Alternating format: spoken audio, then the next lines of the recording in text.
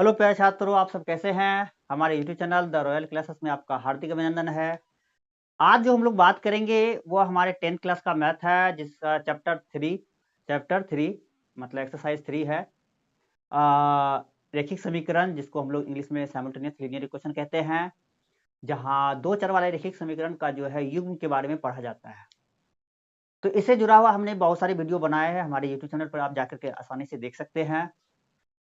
आज जो हम बात करेंगे जिस टॉपिक पर, वह है रेखिक समीकरण युग्म का हल। मतलब किसी भी रेखिक समीकरण युग्म को हम लोग कैसे हल करते हैं, उसके कितने तरीके हैं, इसकी विस्तृत एक वीडियो हमारे चैनल पर अपलोडेड है, आप उसे अच्छा से देख सकते हैं। यहाँ जो विशेष रूप से हम बात करेंगे वह है एक मेथड ब्रज गुणन विधि। क्या है? एक मेथड है ब्रज गुणन विधि। ब्रज गुणन विधि बेसिकली जो है इसी मेथड पर हम लोग बात करेंगे, जिसको हम लोग इंग्लिश में कहते हैं क्रॉस मल्टीप्लिकेशन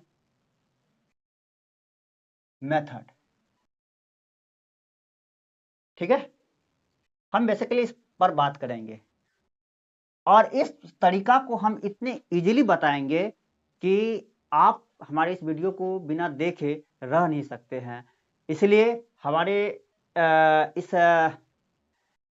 वीडियो को पूरा देखें और अच्छी तरीका से इसे समझ लें, ताकि आपको पूरा का पूरा लाभ आपको इस मेथड का मिल सके। आप कभी भी इस मेथड को नहीं भूलेंगे, इतना इजीली हम आपको इसके बारे में बताएंगे और इसे याद करने का भी बहुत छोटा तरीका बताएंगे, बहुत छोटा तरीका। सबसे पहले हम ये जानते हैं कि रेखिक युग्म पद का जो सामान्य रूप होता है वो क्या होता है?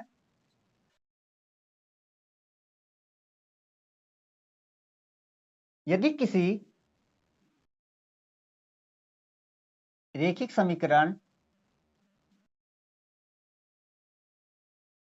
युग्म का मानक रूप निम्न रूप से परिभाषित हो, तो रेखिक समीकरण एक्चुअली होता जो है वह एक चर वाला भी होता है, दो चर वाले भी होते हैं, तीन चर वाले भी होते हैं। तो यहाँ पे जो हम लोग साइमल्टेनियस के बारे में पढ़ रहे हैं, तो वो दो चर वाले रेखिक समीकरण का युग्म का मतलब होता है जोड़ा। जोड़े में हम लोग पढ़ेंगे, उसको हम लोग कैसे हल करेंगे। ऐसे हल करने की कई विधियां हैं, इसके बारे में हमने पहले ही बता चुके हैं। तो लेकिन यहाँ हम लोग केवल और केवल ब्रजगुणन के बारे में बात करेंगे कि उसको ब्रजगुणन के द्वारा हम कैसे रेखिक समीकरणों को हम हल कर सकते हैं, तो उसके बारे में है।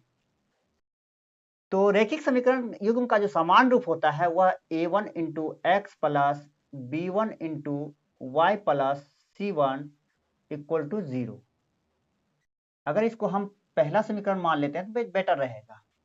और दूसरा जो समीकरण होता है a2 into x plus b2 into y plus c2 equal to 0, यह है दूसरा समीकरण।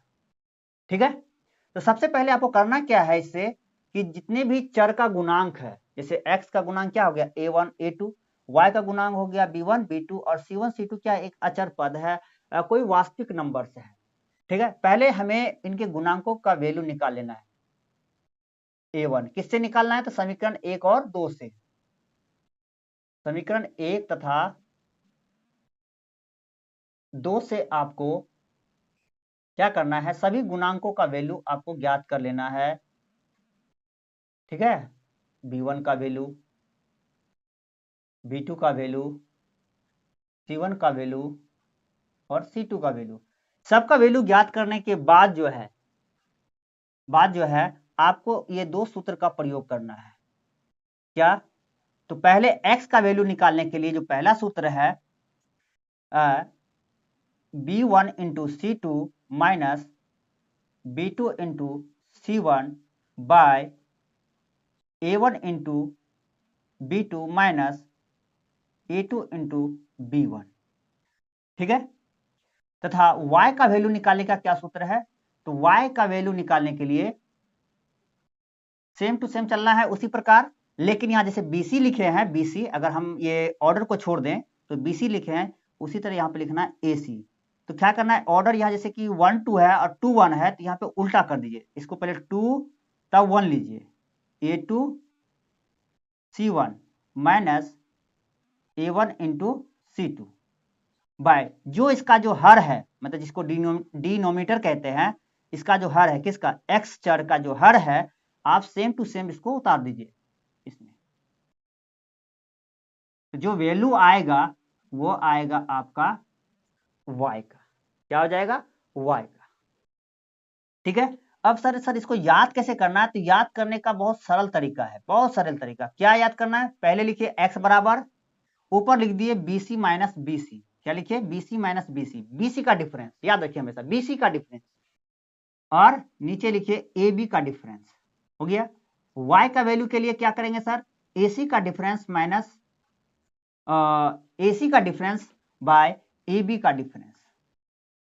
ठीक है, अब सर ऑर्डर बैठाएंगे कैसे, तो देख लीजिए 12 21 12 21, नीचे भी वही है सेम 12 21, और y का वैल्यू में भी नीचे तो सेम ही रहेगा 12 21, ऊपर खाली उल्टा कर दीजिए 21 12, है ना। तो ये संख्या का जो ऑर्डर है इस पर लगा दीजिए, जैसे AC माइनस AC है, तो AC को लिखना है, तो 21 का मतलब क्या हो गया, A का वैल्यू 2, मतलब A 2 हो जाएगा, C 1 हो जाएगा, A 1 हो जाएगा, C 2 हो जाएगा, और नीचे जो सेम ही है A1 B2 A2 B1। ठीक है, ये याद करने का सबसे अच्छा तरीका है, x का वैल्यू के लिए BC का डिफरेंस बाय AB का डिफरेंस, y के वैल्यू के लिए AC का डिफरेंस बाय AB का डिफरेंस, ये सबसे आसान और सबसे छोटा तरीका है। ठीक है, इससे बेटर तरीका और नहीं हो सकता है। हम चाहे इसे प्रूफ भी कर सकते हैं, लेकिन प्रूफ नहीं करेंगे, इसके लिए हम विशेष एक वीडियो जो है अपने चैनल पर डाल देंगे, आप इसके प्रूफ को आसानी से देख सकते हैं। ठीक है, कृपया हमारे इस चैनल को सपोर्ट करें, अधिक से अधिक सब्सक्राइब करें, और हमारे वीडियो को अधिक से अधिक शेयर करें, ताकि जितने भी गरीब हैं या जो एजुकेशन से वंचित हैं, जिन्हें मतलब आर्थिक तंगी से जूझ रहा है, उसे किसी इंस्टीट्यूट में एडमिशन नहीं हो पा रहा है या नहीं पढ़ पा रहा है, तो आप हमारे इस वीडियो के माध्यम से पढ़ाई कर सकते हैं। ठीक है, तो चलिए इसी पर आधारित जो है हम एग्जाम्पल लेते हैं और इसको सॉल्व करते हैं। ठीक है, ये बरज गुणन का क्या है, फॉर्मूला है, x और y के वैल्यू निकालने का।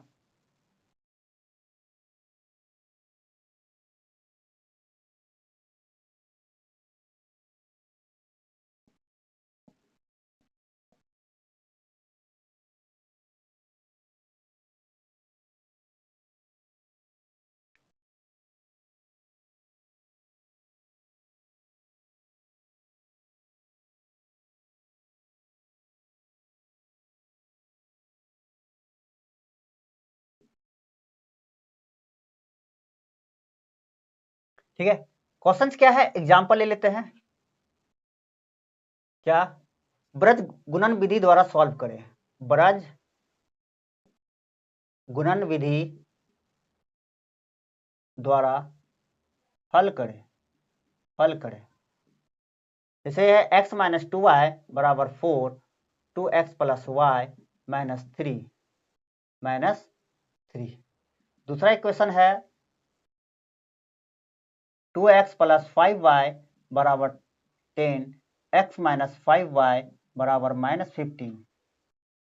इस प्रकार से बहुत सारे हम इक्वेशन लिख सकते हैं, लेकिन हम जनरली आपको समझाना चाह रहे हैं, चाहेंगे,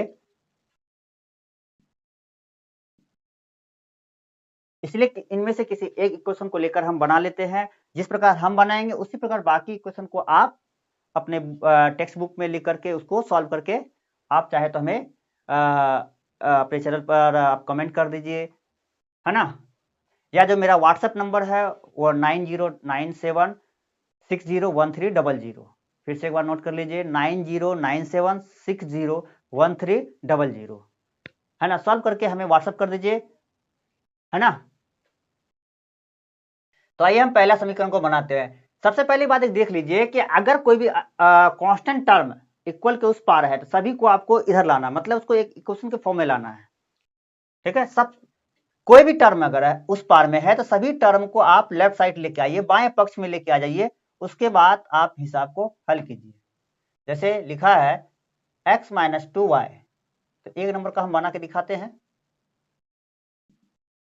x माइनस 2y अगर प्लस 4 है, इसको इस पार लाएंगे तो क्या हो जाएगा, -4 इक्वल टू 0। इसको मान लीजिए हमने पहला समीकरण, जैसे हमने फॉर्मूला में बताया था, पहला समीकरण, अरे क्या बोलते हैं, रैखिक समीकरण का जो पहला था उसको हमने फर्स्ट इक्वेशन मांगा, और दूसरा जो समीकरण था उसको हमने दूसरा इक्वेशन माना।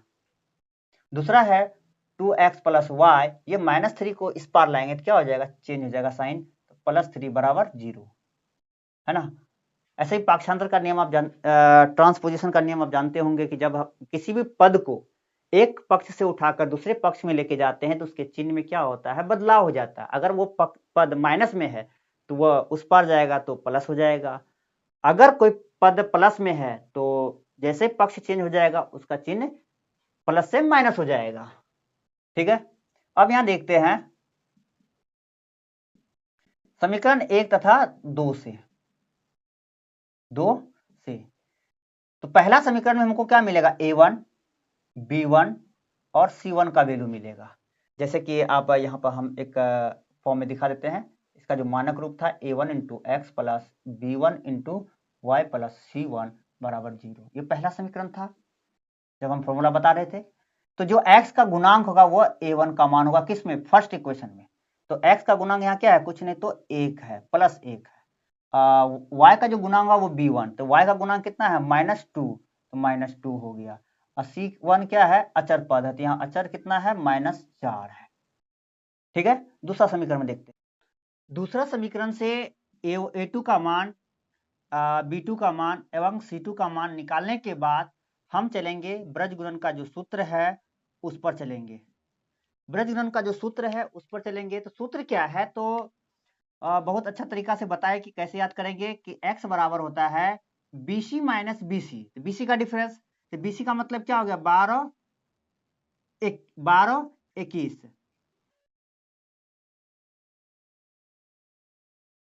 12 21 का मतलब हो गया B1 into C2 minus B2 into C1 by A1 into B2 minus A2 into B1। अब हम क्या करते हैं, बारी बारी से सभी गुणांकों का वैल्यू इसमें रखते हैं, तो हमारा जो है x का वैल्यू जो है प्राप्त हो जाएगा इस समीकरण के। तो यहाँ पे b1 का वैल्यू है -2 रखा, इंटू c2 का वैल्यू है 3 रखा, फिर सूत्र में माइनस है, माइनस लिखा, b2 का वैल्यू है 1 लिखा, गुना c1 का मान है -4, तो -4 रखा। ठीक है, बाय a1 का मान कितना है, 1 है, 1 लिखा, गुना b2 का मान कितना है, 1 है, 1 लिखा, माइनस है, माइनस दिया, a2 का मान कितना है, 2 है, 2 लिखा, गुना b1 का वैल्यू कितना है, -2 लिखा। अगर हम और आगे सॉल्व करते हैं तो 2 तिया 6, तो minus into plus minus, minus गुना माइनस प्लस, 4 गुना 1 4, बाय 1 गुना 1 1, माइनस गुना माइनस प्लस, 2 दूनी 4, ये माइनस है प्लस है, घटेगा, तो 6 में 4 घटा कितना बचा, 2, तो 6 बड़ा है 4 से, इसलिए इसका चिन्ह हो जाएगा माइनस 4 1 5। ठीक है, तो यहां देखते हैं कि हमारा जो है x का वैल्यू हमें क्या हो गया, मिल गया। तो इसी प्रकार से अब हम किसका फॉर्मूला, किसका वैल्यू निकालेंगे, y का। तो y का सूत्र क्या है, AC माइनस AC एवं b by AB minus AB। तो AC माइनस AC में क्या बताए थे, 21 12। ठीक है, और जो इसका हर है वही उसका भी हो जाएगा, A1 into B2 minus A2 into B1।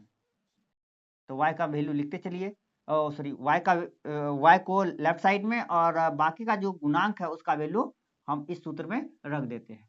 तो a2 का वैल्यू कितना है, 2 है, 2 रखा, इंटू c1 का वैल्यू कितना है, -4 है, -4 रखा, माइनस a1 का वैल्यू कितना है, 1 है, 1 इंटू c2 का वैल्यू कितना है, 3 है, 3 लिखा, बाय अब जो यहाँ इसका हर है वही सेम टू सेम वहां हो जाएगा, तो उतार दीजिए इसको, 1 गुना 1 माइनस 2 गुना -2, ऊपर सॉल्व कीजिए, माइनस गुना प्लस माइनस, 4 दूनी 8, तो -8, प्लस माइनस 3 का 3 बाय 1 प्लस 4।